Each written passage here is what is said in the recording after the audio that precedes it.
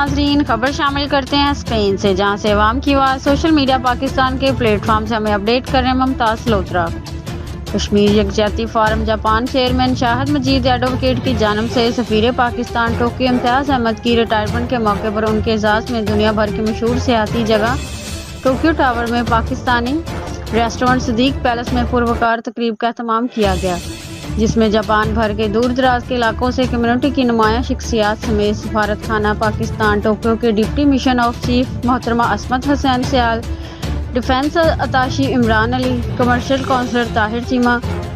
Press counsellor Furqas Rafiq, community welfare attache Ashad Luqman, national bank of Pakistan Tokyo کے general manager Zaheer uddin Babar, PIA کے senior officer Rana Waheed, NHK Japan Yamori Shoban اور دیگر دوستوں نے شرکت کی۔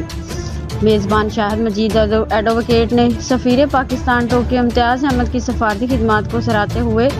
خراج تحسین پیش کیا۔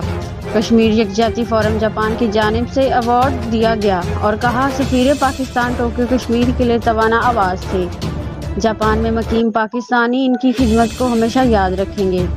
سفیر پاکستان ٹوکیو نے کشمیر یکجہتی فورم جاپان کے چیئرمین شاہد مجید ایڈوکیٹ کا شکریہ ادا کرتے ہوئے کہا کہ میں آخری دم تک کشمیر کاز کے لیے آواز بلند کرتا رہوں گا۔